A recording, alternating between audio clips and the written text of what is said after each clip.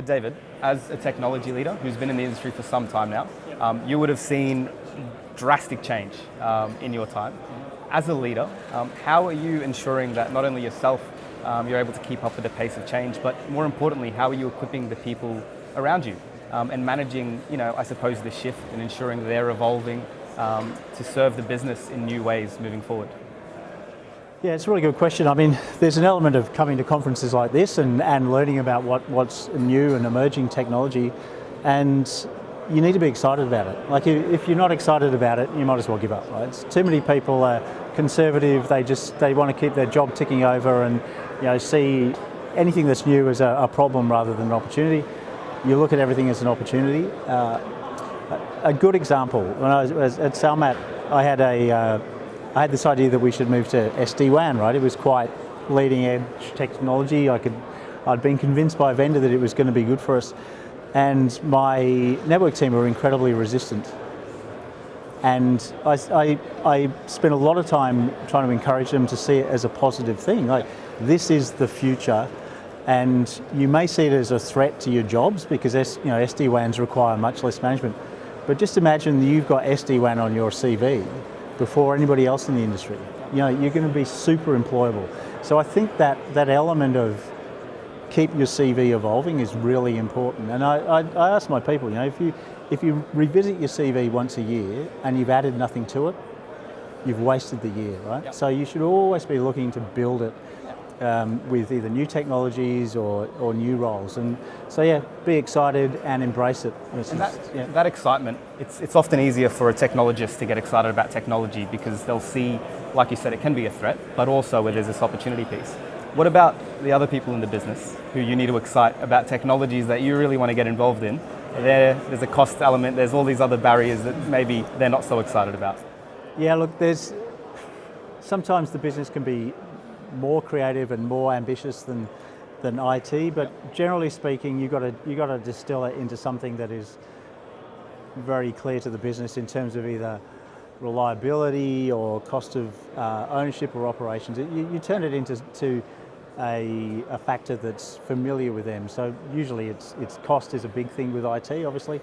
And back to the SD-WAN example, that was seen with some trepidation because it's, oh wow, we're getting rid of this old school network, and how do we know it's going to work? When they saw the dollars associated with it was, when can we have it? When are we doing that SD-WAN thing? I was badgered because they could see the financial benefit in it. Excellent. Well, the other question, SD-WAN's a good example. There's this cloud-first narrative that we've been seeing at our programs. Yeah. Everyone's moving to the cloud. Cloud is unavoidable. You personally led a cloud-first journey through Salmat, and you were speaking earlier about the importance of getting a successful win early and getting the business on board. What did that mean? What was that like? Can you speak to that story a little bit? Yeah, absolutely. I mean, we had been set an incredibly challenging time frame to replace a finance and HR ERP solution, and when we started that journey, because of the time frame, we put a lot of caveats around what is it we're going to be able to achieve, and what are the likely risks and whatever. So the business is well aware that there were risks associated with it, but the reality is it was a success. It was a huge success, and it really became the first domino of many that were justified on the back of the success of that first piece of work. So, I guess, I was lucky, I imagine, but anybody who's embarking on this sort of journey should look to make sure that what they're going to do first time round is going to work, rather than put a bad taste in the mouth of the business and sort of set back your plans. Now, the theme of this year's program is architecting a resilient digital infrastructure. Yeah. One thing that's quite interesting is the structure of teams has transformed quite dramatically. In years past, you've got SaaS, which is now, like you said earlier, it's the new outsourcing, these new turnkey solutions. What does that mean for the technology team of the future, and what does that structure potentially look like in 5 to 10 years' time from now? Look, it's another example of where people need to recognise that things are changing and figure out how they can embrace it. So, move your ERP to the cloud, inevitably all the people who supported the infrastructure previously, the people who supported the application, customized it, they're sort of no longer around. That's just one of the sad facts. But when you look at it in terms of the resilience and reliability and the forever relentless modernisation of those platforms, it's really the only choice.